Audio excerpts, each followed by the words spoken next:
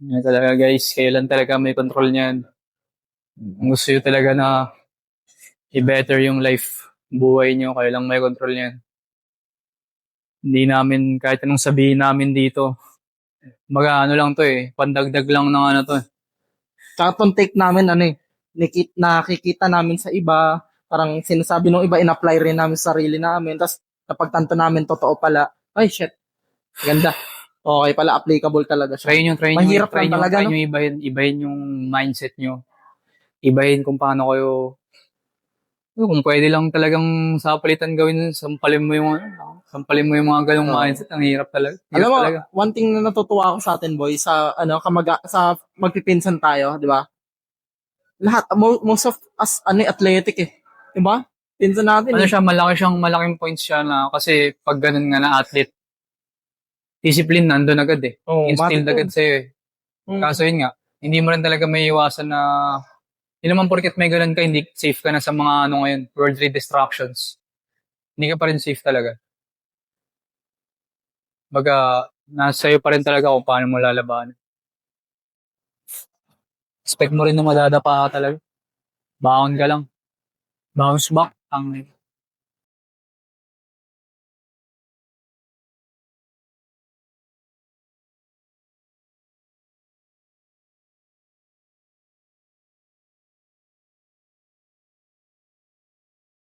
At saka nakakatuwa sa gym. Sa una mahirap. Tayo na, you will feel stronger as time passes by eh. Di ba?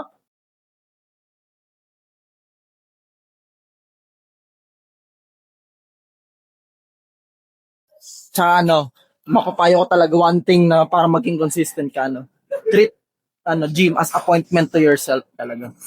part na ng routine mo. Kumbaga, di ba, may mga bagay kang ginagawa kaya na nakikipag-meeting ka sa ibang tao, binibigyan mo ng oras sa ibang tao, why not bigyan mo ng oras yung sarili mo? Di ba? Parang treat mo siya as appointment to yourself. 2 hours, 1 hour, whatever time. Kahit 30 minutes workout sa bahay. Mahala ka, tayo na. Basta start little by little. You will get addicted to it. Saka mapapansin mo na nireplace mo yung bad habit mo into something good. Tapos, eventually, you will feel good, do more goods, diba?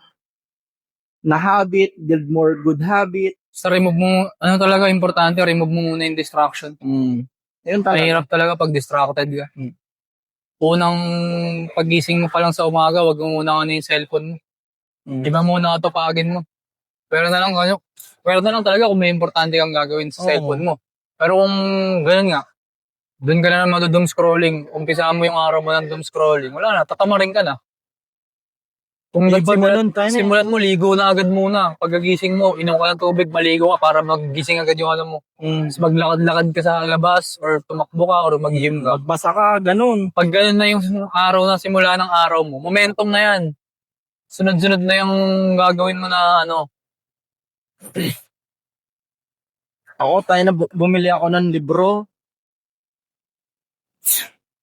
Ganon. Pag wala kang libro na mabasa, audiobook. Di ba? Before matulog ka, audiobook. Ganon. Spotify, dami. YouTube, ang dami naman eh. Audiobook, if you can find time to read books or tinatamad ka magbasa, audiobook. Pero mas maganda rin kasi talaga yung nagbabasa kasi yung imagination mo gumagana eh. Di ba? Gumagana yung imagination mo. So, yun. Maganda yung nagbabasa ng books talaga. Upskill. Ganun, mag-upskill ka. Huwag ka mag-stagnant sa isang skill lang. Go! So, mag-stagnant sa isang skill lang talaga. Kailangan talaga i-upgrade mo yung skill mo lagi. Kasi technology rises talaga eventually. Yun, Tsaka masyado na tayong ano talaga ngayon. Masyado na talagang komportable lang.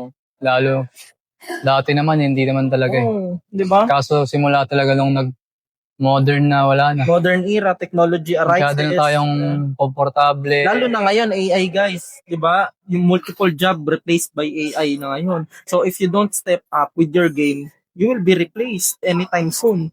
Di ba? So if you are ganon, di ka naman ganon, ayaw mo into business or you're not striving for more, try to, mag-isip-isip ka na, guys. Mag-isip-isip ka na. Mag-upskill ka, ganun. Talaga. Yan ang may papayo. Hard labor, yan ang di mawawala. AI can't replace hard labor talaga. Yung mga skills na mga barista, ganyan, mga wood makers, ganyan. Yan ang mga hindi talaga ma-replace ng AI. Kasi, ayun, kailangan talaga ng manpower nun. Pero yun nga, mas maganda talaga business na boy, no? Business. Tsaka, if you're a good salesman talaga, ayan ang pinakamagandang skills na ipapractice mo, sales. Kasi everything talaga na halos pinopromote ngayon, sales talaga. Service, sales pa rin yan. Product, sales pa rin yan. 'Di ba? If you can sell anything, you will be good businessman.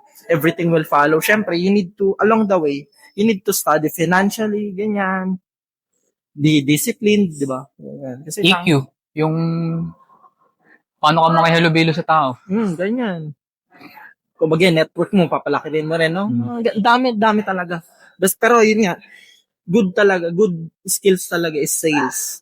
Yan. Ako, I went into sales talaga. May budol pa nga. Pero laki talaga ng pera sa sales. Yan. Sayang lang, hindi ko na pursue. Pero yun nga. Napapag-isip-isip ako na kasi parang nasa comfort zone na naman ako sa trabaho ko eh. Ayoko nung pakiramdam na ganito eh. Kaya, nag-upskill ako. Ayun, only time will tell na lang talaga kung ano mangyayari. Pero, yan.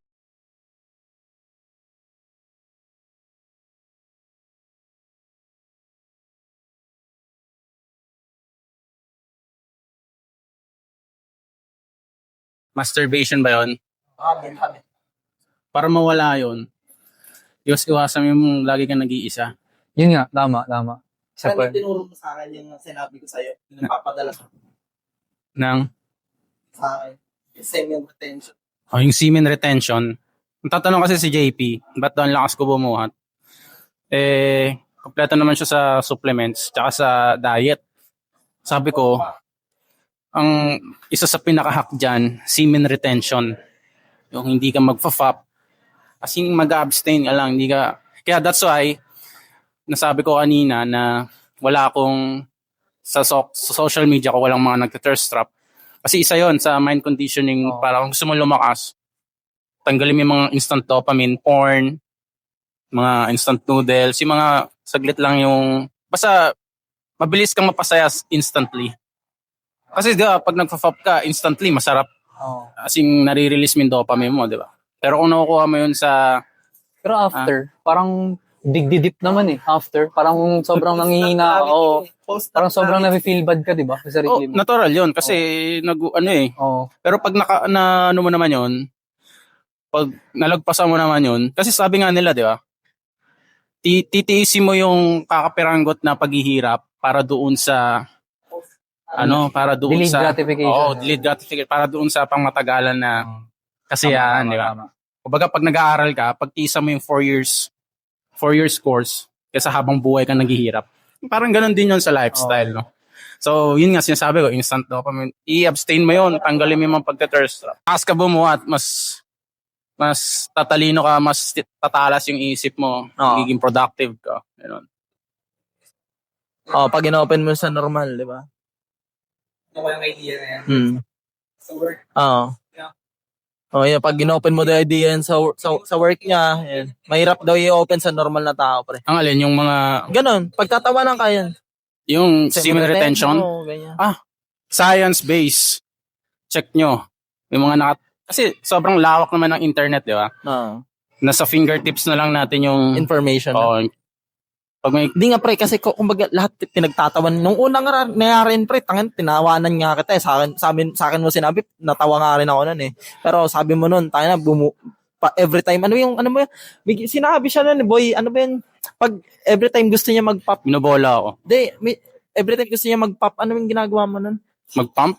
Pag gusto mag-fap? Oo. Wasakin mo lang yung katawan, mag-exercise ka. Lalakas ka. Yan, nagpo-push up pala siya yun. Kaya sabi niya, lakas ko mag-push. Yan, puro push up lang ginagawa ko nun. Push up. Yun.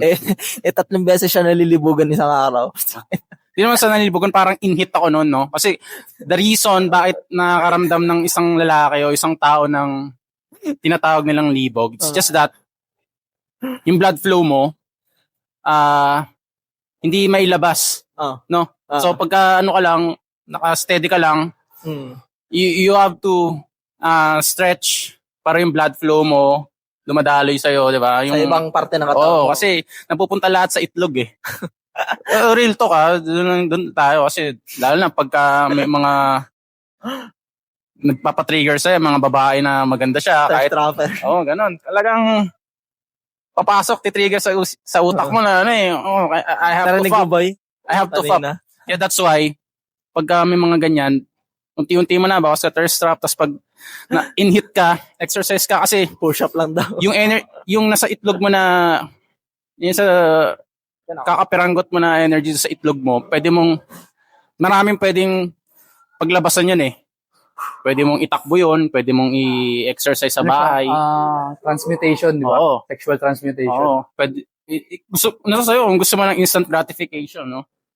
I-fuck mo. Ito struggle ko. Tayo na, like, for the past 3 years, parang doon ako nag-struggle. Pero ngayon, medyo okay yung ano ko ngayon. Yung streak, medyo okay. Pero yung last, madali talaga ako na-full lang sa mga ganun. It's all about discipline. Yun nga eh. Kulang talaga. Medyo Discipline, tapos naman ako. konting motivation. Oo. Ba't sinabing konting motivation? It's all about, kasi nag-uumpisa lang yan, pinaka-foundation kasi yun, discipline eh. Oo. Disiplina eh. Disiplina. Tapos susunod na lang yung motivation. Oo. Na bakit mo ginagawa yan? Talaga. Yun nga yung bumabalik pa rin sa sinabi mo kanina, yung just show up. Just show up. Regardless na kung anong emotion yung nararamdaman mo. Oo. Discipline yun, tawag doon. Show up Yung pa rin. motivation, gusto mo magpalaki ng katawan. Oo. Gusto mo maging, pero when it comes to discipline, kahit anong naramdaman mo, regardless of nandun ka pa what rin. your emotion, your feelings, Oo. basta Show up pakita ka pa ka rin lang. talaga. Kahit di mo naman perfect yung PR mo eh. Kahit di ka laging nag-PR. Oo. Basta kahit siguro isang oras, 2 oras. Kahit 30 minutes lang yun, sapat na yun. Basta nag-show up ka, may ginawa ka. That's Parang slow motion nga is better than no motion. Oo naman. Oo naman. Mga ganun. Progress is a progress. Oo. Kahit 1%, 0.01%, at least may progress. Di ba? Kahit magkanda pilay-pilay ka na. Oo. Ah. Totoo. Like may mga days talaga na ganun eh, na parang may masakit sa'yo, na parang siguro ganito na lang, pahinga na lang, pero wala eh. So, kailangan mo pa rin talagang mag-show up. Tulad ko ngayon, pilay na ako ngayon dito. Oo. Kaka-PR. No? Tuloy pa din. Oo, tuloy pa rin. Oo. Ako dito, sa likod. Sa back. Medyo sa lower back ko. Na-strain ko nung last week, pero show up pa rin ako. Show up pa din. Yun talaga eh. Iniisip ko na lang si Kobe, kung mapapagay proud ko. No? Parang may iba, pag tinigil ko ito, maging proud ba si Kobe sa akin? Parang yun na lang, nakakita ko bigla si Kobe, kasi siya, puta ka lang. Lahat na lang injury, nasa kanya na, pero naglalaro pa rin. Tuloy pa din, no? Oo, diba? Tuloy pa din siya. Kaya parang kahiyahe, parang nakakaya kong umano ako ngayon. Parang titingnan ako ni Kobe sa langit na, puta. Naisip ko alam mo, di ako proud sa'yo. Meron siyang di ba? Yun nga Meron eh. siyang, Naisip ko yun bigla eh. Oo. Na parang gusto ko na lang magpahinga nung na-strain ko to. Kaya sabi Meron ko, siyang model, no? oo, Tinitignan. Sabi ko, Pero puta. tama din yun. Dapat Dapat may tinitignan pero din okay tayo. okay yung sinabi mo na about sa semen Thanks. retention. Okay siya. Kasi yun nga, siya eh, parang, ewan ko kung familiar, hindi kasi minsan na-open ko siya sa mga like, ibang circle ko na kaibigan. Hindi talaga sila familiar sa ganun eh. Kumbaga normal talaga sa kanila is yung mag-release ka lang na mag-release na not knowingly na kung ano mang purpose nga ng ganun. Na sinasayang mo lang yung parang, ano mo yun eh, parang life force mo yun, di ba? Kasi kaya niyang gumawa ng buhay eh, di ba? Oo. Kung konsensan mo lang siya na parang masasayang nga, energy mo. Oo. Isa yun, sa pinaka parang maliit na detalye, pero ang laki ng impact sa sarili mo yun. Sa mga lalo sa lalaki, di ba? Wala na sa lalaki. Kumbaga, yun yung parang di ba, ang parang, yung decision mo na yun, kumbaga yung parang sinasabi nila, yung mapapaglagay ka sa parang alanganin, yung mga decision na ganun eh. Yung nangyari, sabihin na natin like, may mga tao or lalaki na Like, hindi nila sinasadyang may nabuntis silang ganito na hindi naman talaga nila gusto yung Oo. babae na yun. Di ba? So, ang nangyayari, dahil lang yung sa small decision na ginawa nila, nagpadala sila doon sa sinasabi mo na yung libido or yung Oo. libog, di ba? Oo, After nun yun, habang buhay na nilang pag-iisiyan kasi hindi naman talaga gusto nila yung babae na yun, pero hindi nila sinasadyang na ganun nila. So, wala na yung nila. Mahihirapan na silang makarecover like sa buhay nila. Ganun. Oo, sobrang hirap na. Hindi naman posibleng maka-recover ka, pero Oo, sinasabi lang makarecover ka pa namin, rin. sobrang hirap. Oo, sobrang hirap. Oo. Pero hindi naman ibig sabihin na may nangyari sa yung ganun ngayon, na ganun yung pinapagdaanan mo. Hindi ka na makaka-recover. Oo. Kumbaga, decision mo pa rin. Kumbaga, may extra lang na challenge. Oo, kumbaga mas lalo lang bumigat. Oo, mas lalo lang. Kasi di ba, as men, mahirap na talaga buhay natin. Oo, lalo sa panahon natin Oo, ngayon sa panahon Pilipinas. Di ba? Di ba? Either financially, hirap kumita ng pera ngayon, kailangan talaga madiskarte ka. Physically, kailangan mong maging physically active para at least sa physique tsaka sa health din, syempre. Kasi kung hindi ka healthy, mahirap gumawa ng pera nang hindi ka healthy. Oo naman. Konektado na yun eh. Nag-uumpisa yun within yourself.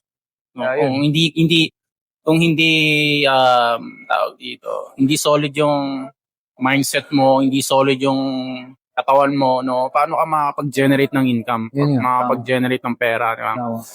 Kasi di ba, ang katawan ng, health is wealth. Yun na yun, health is wealth. So, kayamaan na natin ang katawan natin. So, alagaan natin. Di ba? Saka yung huwag tayo masyadong mag-iisip ng, alam mo yun, yung pabigla-bigla. Oo. Yan. Basta pagdating sa tawag dito, mga tingin mong gusto mo ma-release yung dopamine mo, kunin mo siya ng yung hindi Hard siya route, instant. no? Hard Oo, route. hindi siya instant kasi mas makakaramdam ka ng fulfillment. Oo, tama. Niwala kayo. Tama. Di ba? Kunyari, gusto mo magpalabas ng Oo. Kung ngayon, lalo ngayon, tag-ulan. Oo, sobrang lamig, di ba? Di ba? Talagang oo. hindi talaga ng libido mo, Yan, inhit ka. Pero kung may kung paano ba? Natingin ko talaga iwasan din talaga yung sinasabi mo triggers. Kasi triggers yun yung mga sa social media. Yung fina-follow mo. Lalo ngayon, tag-ulan. Sabihin natin, mag-isa ka.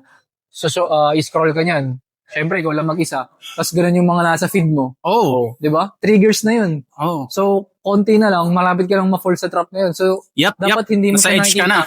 Nasa edge ka na eh. Nasa edge ka Ayaw na. mo pupunta dun sa posisyon na yun eh. Di ba? So, yun, tama yung sinabi niya na unfollow. Ang i-follow nyo lang is yung mga tingin nyo na makakatulong sa goal nyo. Yep. Yun. Tsaka ganito, di ba? Lalo na pag nagbubuhat ka, especially sa commercial, no? Hindi ko naman, sometimes dun sa mga bakal gym, may mga nagbubuhat din na babae. Ito is sa mga trigger points na masasabi mo na kapag addict ka na doon sa kakafop mo, konting tingin mo lang sa babae, nubara mo na eh. Hindi ka na makakapag-focus doon sa ginagawa mo. Makakita ka ng sexy babae o maayos na babae. Ayan, sobrang sexy manamit. Iba na isip mo. Hindi ka na nakafocus doon sa ginagawa mo. Kumbaga polluted na yung isip mo. Kaya na dumating ako sa point na yan, pre. Alin? Seryoso. Yung parang makikita lang ako ng babae tayo, na-imagine ko. Hindi ko alam kung mataas na yung testosterone mo o malibog ka lang talaga. Dumating sa point kaya polluted na yung utak ko masyado. Parang poison na. Oo, polluted na siya. Tayo na iniisip ko, shit, ang sarap naman nito. Pero yun. Isa sa mga mapapansin mo, sa akin lang observation ko at sa mga nababasa ko sa libro, kapag ang isang lalaki may addiction sa pornography, sa fap, pansin ko lang tsaka sa nababasa ko, hindi niya kayang tumingin sa babae ng eye to eye. Gaga, ganun ba yan? Oo. Kasi kung confident ka, hindi ka nakakaisip ng mga malalaswang bagay. Bagay. Kaya mo siyang tignan eye to eye kasi wala ka naman iniisip na hinuhubaran mo siya eh. Sa bagay. Oo. Diba? Kasi, ako, nung parang na-triumph ko yung temptation ko na yun, parang naging palasimba ako, gano'n. Tapos, ayun nga, unti-unti kong ina-unfollow, pinalitan ko yung algorithm ko. Nung di pa tayo nag-usap, dami talaga yan, bro. Seryoso. Parang ngayon, pinapalitan yung algorithm ko. More on trolling na ako ngayon. Yan, trolling. Pwede yun. Nagtotroll na lang ako ngayon. Tangina yan, mga ganyan-ganyan. Kesa naman yung dinadaan ko na lang lagi sa joke. Yung mga, kesa sa yung mga, last na gano'n, last temptations na ano talaga, thirst trap. Sabi- Pangit talaga.